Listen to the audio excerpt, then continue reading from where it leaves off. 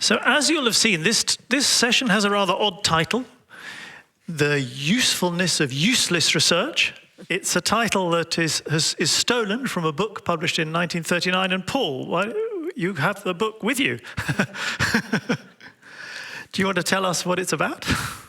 I can, actually. It's The Usefulness of Useless Knowledge, written by Abraham Flexner.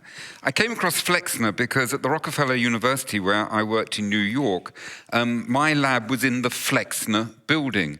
And it reminded me, I'd read this book when I was a graduate student, and I reread it. This is, by the way, a very nice reissue of it of a few years ago. So what does it say? Well, I'm just going to start with one particular story that Flexner says. He reports a conversation that he had with a Mr. Eastman, a philanthropist, a donor.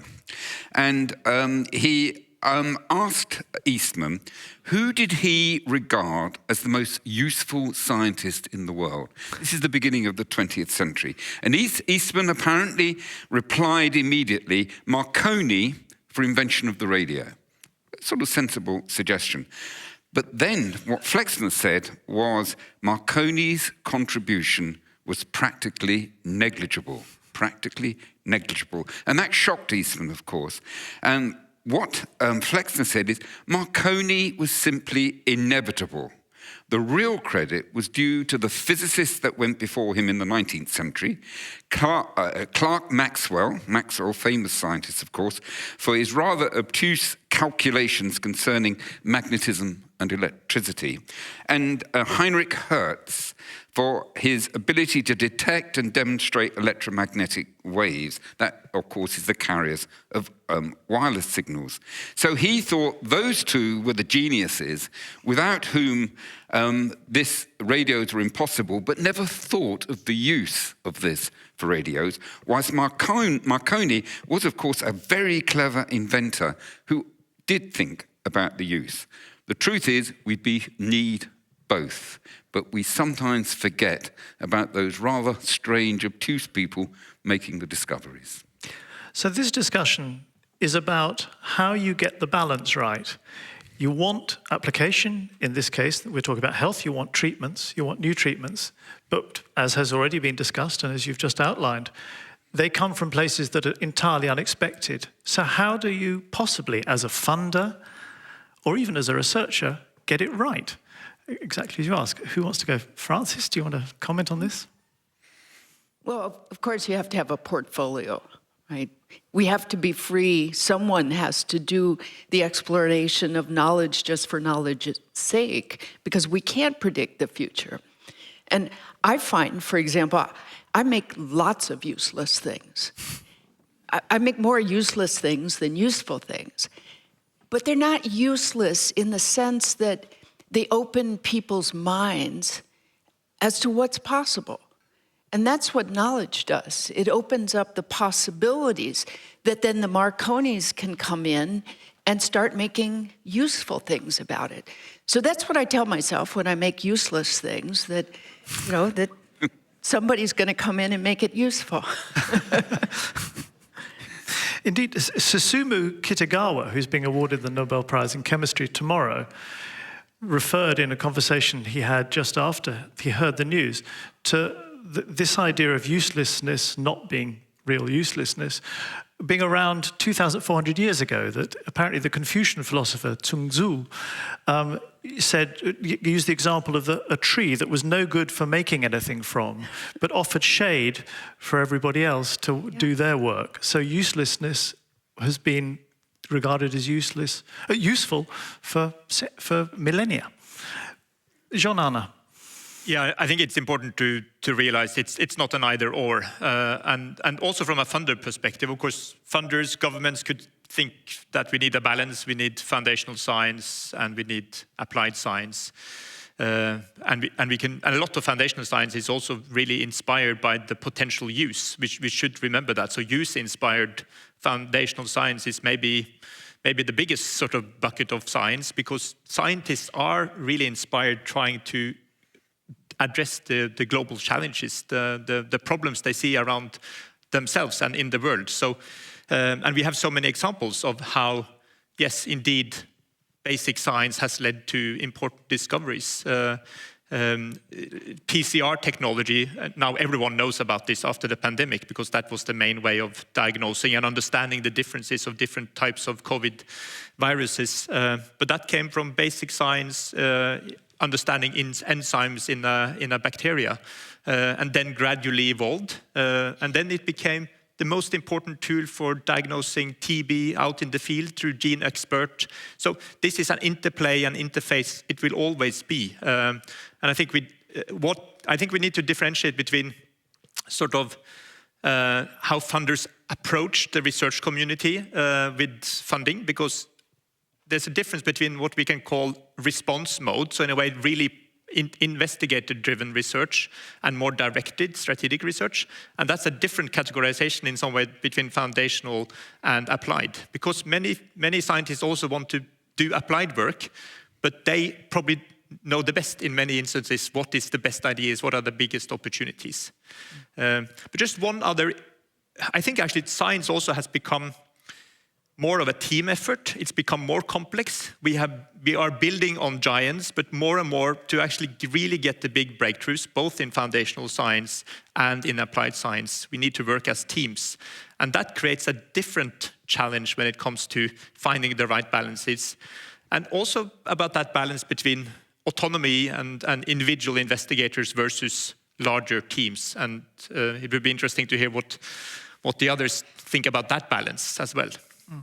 And I'd also like to throw in the question of, I mean, from the Wellcome Trust perspective, you're free to fund the bets you think are good.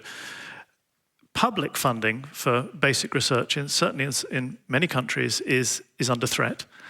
And there's a whole other aspect to this, that how do you convince politicians, in particular policymakers, funders, that this is the right way to go when they seem to be heading in a different direction? Please. Perhaps I can add in there. Firstly, you asked the question of balance, which I think is important here. And there is no clear balance. That's one of the problems with dealing with this, particularly as a funder. And I think the most useful way to think about it is in terms of which particular discipline, which particular projects are being pursued, because the balance there will be very different depending upon the particular activity. And somehow you have to have a funding system that reflects that. The second point you said about our political leaders, they understand much better applications for the public good or commercial gain. It's just where their territory is. They don't often, or not always, understand the importance of discovery before that, because it's too abstract.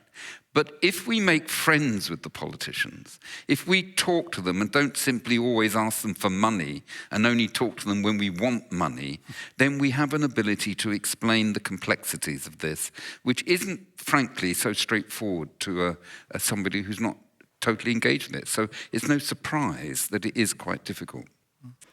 I'm wondering, what do you think the role is of supporting people rather than projects when it comes to basic research? Because we can't predict what will be important 30 years from now based on basic science.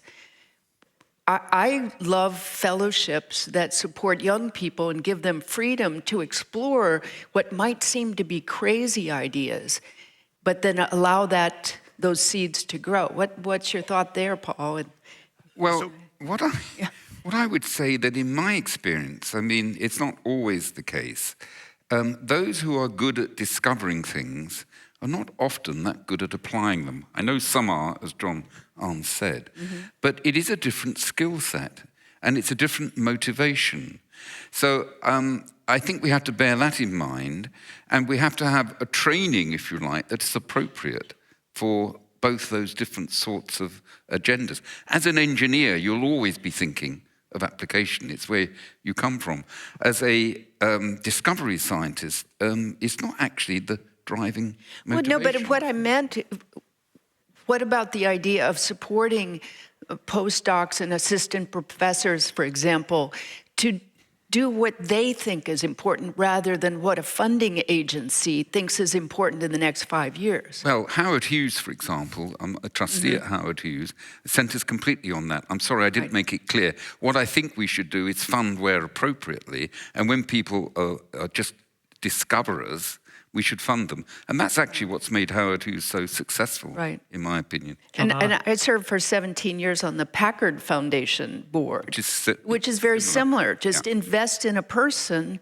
Well, I mean, that can't be a total cockamamie idea, right? But the more out there, the more interesting it is. And of course, there's high risk to that, but if you identify people who are very capable. What do you think about that, John? Oh, and we definitely do that as a part of our portfolio of approaches. So we invest in early career researchers and career development awards, and both of them can be up to 8 years long.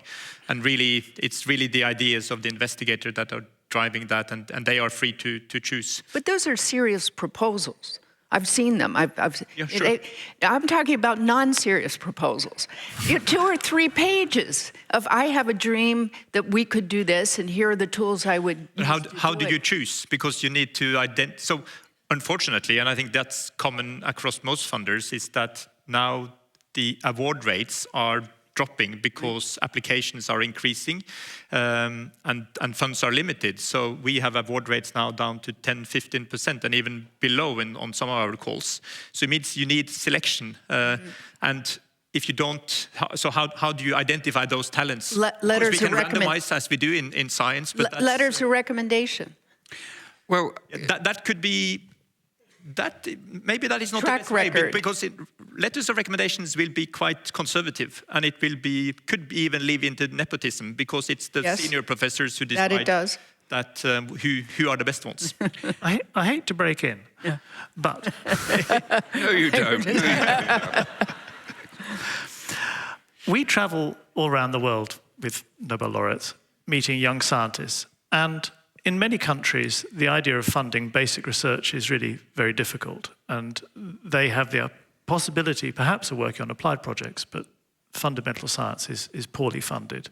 And they sometimes ask us the question, do we just have to accept that all science, all basic science is going to be done elsewhere, that it's not really a global effort, but it's concentrated in places which do have money?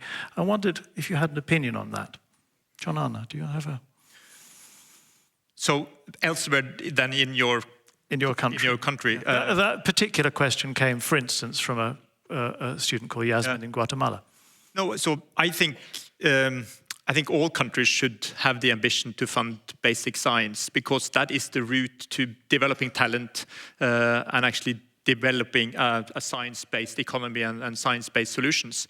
But I'm more now concerned about how do we maintain that trust and engagement from the public in science. We see, unfortunately, negative trends in many countries, and in the United States, in Europe, where there is less trust in science-based solutions. And without that trust, it's so hard for politicians, even wise politicians, and they came in different flavors, as we know, to actually invest in science. They need to understand that this is something that the population and the citizens is caring about. And we, as scientists, we need to engage and communicate with the society. And that's the only way to maintain trust in science and science-based solutions. Vaccines is unfortunately the poster child. We just had the Nobel Prize a couple of years ago on mRNA vaccines. Huge breakthrough in the pandemic. It really a new platform that now can be used in cancer and other disease areas as well. At the same time, we see now concerns in using the mRNA platform because of lack of citizen trust. And that is turning the science upside down in a way. We need to be able to demonstrate that these technologies are promising from a scientific point of view and also safe and effective. And that is only by engagement. If you think it's hard in healthcare, it's even harder outside of healthcare, because everyone cares about curing cancer and what's happening to their grandmother, but we're caring less and less, to my great distress, about what's happening to our planet and what's happening in developing technologies to feed the world. I mean, there's so many areas where science has to be trusted and has to be supported well outside of healthcare. I wanted to add something to both Francis's proposal and John-Arne's challenge about public engagement, essentially. I was set up the Francis Crick Institute in London. It's a big institute funded in part by the Wellcome and the MRC and Cancer Research UK. But they have put trust in the directorship there to decide how to deal with that money. We identify recruits in exactly the same way as you were suggesting. We just look at the quality of the person and their potential for the future. Their actual project that we evaluate, of course, but we know it's going to change. We accept that. So we do take that sort of approach. But John-Arne is absolutely right. We have to sell what we do to the public. So we have a very active public engagement, including, for example, a podcast, Brian Cox, who is a very serious science communicator in the UK and elsewhere. He is now a member of the Crick part-time and establishes regular podcast contributions to which the Crick, but also, of course, many of the public, dealing with exactly the problem that John-Arne said. How is science done? How does it deliver public goods? I'll tell you the best way to do it. I live in Los Angeles, near Hollywood. And a lot of people know about the Nobel Prizes, but believe me, more people know about the Big Bang Theory across the world. So television shows, movies that promote science, and not always with scientists as the bad guys, but scientists who are interesting, scientists who look like you and me. Podcasts are cheaper than television and cinema. Not with AI. That's a great point. And we actually, from the Wellcome Trust, we have identified, for instance, climate change and its impact on health as one of our key priorities from a scientific point of view. But we also use it as a way to penetrate that information through cultural projects. So we have specifically funded TV program series to include those perspectives as a part of the story and the narrative, because that's another way to reach the public. So I fully agree with you. We need to use all channels. And with the Crick, we invite the podcast audience into the Institute. So they actually are integrated with the scientific endeavor. Often institutes, universities are closed to to people coming in. Very much so. And these are all wonderful efforts. But I suppose the remaining question is how you engage those people who are simply not engaged. I mean, the Big Bang Theory is a good example of bringing people in through entertainment, but there are vast swathes of people who just are turned off by science, and those in the way are the ones that you absolutely need to reach. I remember that the physics laureate Leon Lederman used to put a table out, a trestle table and a chair on the streets of New York, and put up a sign that said, "Ask a Nobel laureate," and just sit there waiting for people to come along to talk to him. Which is Paul, you can do that. Well, we do have actually an exhibition centre where we put scientists down there and the public can come and ask them. So it is similar. But it's crossing that divide, yeah. In this question, we mustn't despair about engaging the public. I think we are in danger of somehow getting so concerned about it, particularly what's happening in the US, of course, the great leader of science, and now under real attack. But we mustn't despair, because we will prevail, because it is so sensible what we're trying to do with science. It's a nice message, John-Arne.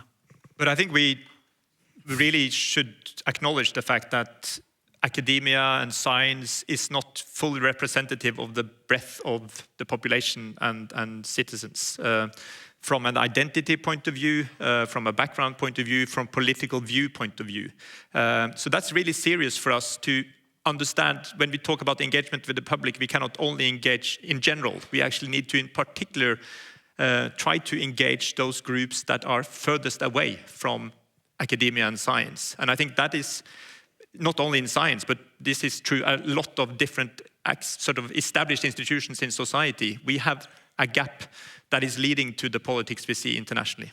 But I hope that we don't make the mistake of thinking that applications are the only way to engage, right? Because just the beauty of the world, the beauty of the universe.